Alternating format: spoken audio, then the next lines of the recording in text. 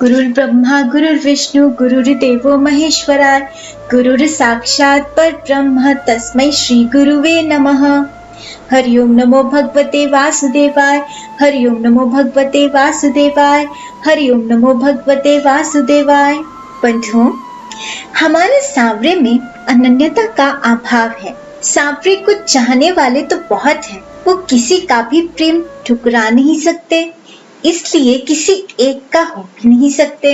इसलिए कहा जाता है कि सांवरे में अनन्यता का अभाव है। लेकिन संतों ने इस बात का भी निवारण कर दिया है, सांवरे के इस दोष को निराधार कर दिया है। संतों का कहना है कि जो सांवरे आपके साथ आपके घर में विराजमान है, जो विग्रह आपके घर में विराजमान है, वो तो सिर्फ आपके हैं ना। वो सिर्फ आपको जानते हैं, आपकी सेवा लेते हैं, सिर्फ आपको देखते हैं, आपकी बातें सुनते हैं और आपसे बातें करते हैं। इसलिए भगवान जब आपके घर में और आपके हृदय में विराजमान हो जाते हैं तो वहाँ तीसरा कोई नहीं होता। लेकिन फिर भी संतों की ऐसी कथाएं हैं जहाँ दो संतों के बीच में भगवान फंस गए। एक की सहायता करने पर दूसरे संत इसे पक्षपात कहकर भगवान से रूठ गए और फिर भगवान जी ने उन्हें मनाया। ऐसा ही एक चरित्र प्रसंग मैं आज लेकर आई हूँ श्री कृष्णदास जी का, जो कि श्री वल्लभाचार्य जी के कृपा पात्र शिष्य और श्रीनाथ जी के अनन्य भक्त थे। इनके बारे में कथाओं में नित्य दो प्रसंग सुनाए जाते हैं, जो कि श्री भक्तमाल जी में है। प्रेम रस रास कृष्ण दास जू प्रकाश कियो लियो नाथ मानी सुप्रमाण जग गाई। दिल्ली के बाजार में जलेबी सो निहारी नैन भोग ले लगाई लो विद्यमान पाई। राग सुनी भक्तिन को भय अनुराग बस ससी मुख लाल जू को जाई के सुनाई। देखी रिझावर रीझी निकट बुलाई लई लई संग चले जग लाज को बहाई। एक कि इन्होंने बाजार में ही मानसिक जलेबी का भोग श्रीनाथ जी को लगाया और श्रीनाथ द्वारा में श्रीनाथ जी गोसाई जी के द्वारा सचमुच हाथ में जलेबी का थाल लेकर जलेबी आरोगते पाए गए। और दूसरा कि रास्ते में जाते हुए एक वैश्या का नित्य गान इन्हें इतना अच्छा लगा कि उसे सांवरे को रिझाने मंदिर में ले आए। उस वैश्या ने नृत्य करते करते सांवरे के चरण कमलों में अपने प्राण सौंप दिए और उसका उद्धार हो गया। आज मैं आपको एक तीसरा प्रसंग सुनाने जा रही हूँ। श्री नाभा जी कहते हैं, आए सूर सागर सो कही बड़े नागर हो को पद गावो मेरी छाया ना मिलाइए। गाए 5-7 सुनी जानी मुस्कात कही भले जो प्रभात आने करके सुनाइए। परियो सोच भारी गिरधारी और धारी बात सुंदर बनाए सेज धरियो यूं लखाइए। आय के सुनायो सुख पायो पछताप ले बतायो हूँ मानेयो रंग छायो अब हो गाइए।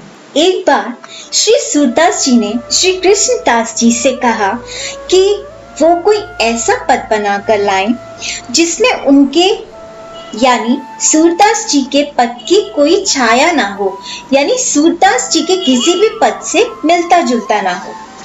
कृष्णदास जी ने बहुत सारे पद लिखे, लेकिन सूरदास जी हर पद में अपने पद की छाया निकाल ही देते थे। एक बार कृष्णदास जी इसी चिंता में थे, सोच विचार में थे कि वो कैसे ऐसा पद लिख जाएं कि सूरदास जी की छाया ना हो। उन्होंने हृदय में श्रीनाथ जी को पधराकर उनसे इस दुविधा के निवारण की याचना की। तो सांवरे ने स्वयं एक पद लिखकर श्री कृष्णदास जी को शैया पर रख दिया। तब सूरदास जी ने सुना तो वह सुखी और आनंदित तो बहुत हुए, लेकिन उन्होंने ये जान लिया कि ये पद कृष्णदास जी ने नहीं, सांवरे ने लिखा है। तो पक्षपात के कारण श्री भगवान से रुष्ट हो गए और रुष्ट होकर मंदिर में कीर्तन और सुंदर सुंदर पद सांवरे को सुनाने की सेवा बंद कर दी।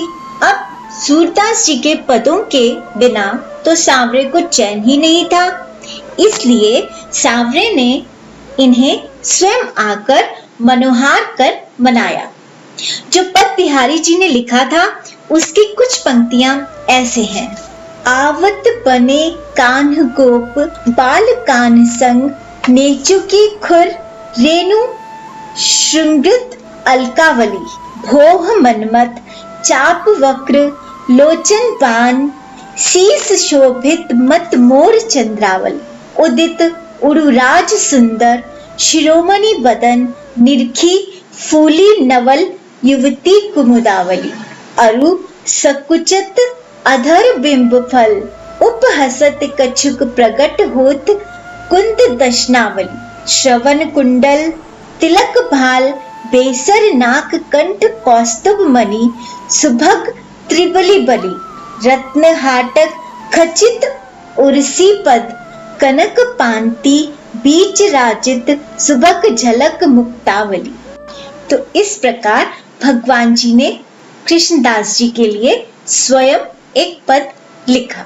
आगे कृष्णदास जी का चरित्र श्री प्रियदास जी ने भक्तमाल जी की टीका में ऐसा लिखा है। कुआं में खिसिल देह छूटी गई नई भई, भइयों आशंका कछु और उड़ आई है, रसिकन मन सुख जानी सो सुजान नाथ, दियो तरस तन ग्वाल सुखदाई है, गोवर्धन तीर कही आगे बल वीर गए, श्री गुसाई धीर सो प्रणाम यू जनाई है, धनहु बतायो गोदी पायो विश्वास, आयो ही सुख छायो संक पंक ले बिहाई है। कि इनकी मृत्यु एक कुएं में गिरने से हुई, जिसे लोगों ने तो अकाल मृत्यु जाना, लेकिन एक ब्रजवासियों की टोली को कृष्णदास जी गोवर्धन जी की तलहटी पर मिले और कहा कि वो अब सांवरे की नित्य लीला में हैं। उन्हें नित्य लीला में एक ग्वाले का भेष मिल गया है और ब्रजवासियों से कहा कि श्री वल्लभाचार्य जी को उनका सादर प्रणाम कह देना, और दाऊ जी के पीछे पीछे चल रहे हैं। और उन्होंने अपने जीवन काल में गाड़े गए धन के बारे में भी बताया, जो कि जमीन खोदने पर मिल गया। इस प्रकार सांवरे की कृपा से सबको यकीन हो गया कि कृष्णदास जी कुएं में गिरकर अकाल मृत्यु को नहीं, बल्कि एक दिव्य देह धारण कर नित्य लीला में प्रवेश कर चुके हैं। तो इस प्रकार है श्री कृष्णदास जी का चरित्र। इन संतों के चरित्र को सुनने से ऐसा लगता है कि जैसे बिहारी जी हमारे भी बहुत ही आसपास नजदीक कहीं न कहीं घूम रहे होंगे और हमें भी सुन रहे होंगे। आशा है आप लोगों को सुनकर भी आनंद आता होगा और आप जरूर हृदय में मनन करके सांवरे और उनके प्रिय संतों के बीच होने वाले प्रसंगों का रसामृत पान करते होंगे। तो आइए हम भी सांवरे से कुछ कहते हैं। हे सांवरे, कैसे कहूँ ओ मनमोहन, बहुत याद तुम्हारी आती है, बजाकर जो चले जाते हो वो मुरली बड़ी याद आती, कानों में घोल के रस कान्हा तुम तो कहीं छुप जाते हो, सुन सुनकर मुरली की तानों को हृदय में तड़प जग जाती है, आभारी है दर्शन दे जाते हो, ऋणी है तान सुना जाते हो, इस बेगानी सी दुनिया में कुछ अपनापन बरसा जाते हो, नैना तुमको फिर ढूंढते हैं, पग चिन्हों को तुम्हारे चूमते हैं, जल्दी जल्दी से फिर आना, अब आओ तो फिर ना जाना, जाना तो मुझे भी लेते जाना, हर श्वास यही अब गाती है, कैसे कहूँ ओ मनमोहन, बहुत याद तुम्हारी आती है। आज के लिए बस इतना ही। आपसे अनुरोध है कि आप मेरे चैनल को जरूर सब्सक्राइब करें, और भी बहुत अच्छे अच्छे भक्तमाल जी के प्यारे प्यारे चरित्र हैं, उन्हें सुने, श्रीमद् भागवत गीता जी का पाठ श्रवण करें, बिहारी जी की प्यारी प्यारी कुंज लीलाओं को श्रवण करें, घर पर रहें, सुरक्षित रहें, नाम जाप करते रहे। हरिओम नमो भगवते वासुदेवाय। हरिओम नमो भगवते वासुदेवाय। हरिओम नमो भगवते वासुदेवाय। जय बिहारी जी की। कृपया मनन रसामृत को सब्सक्राइब करना और शेयर करना ना भूलें। शुक्रिया।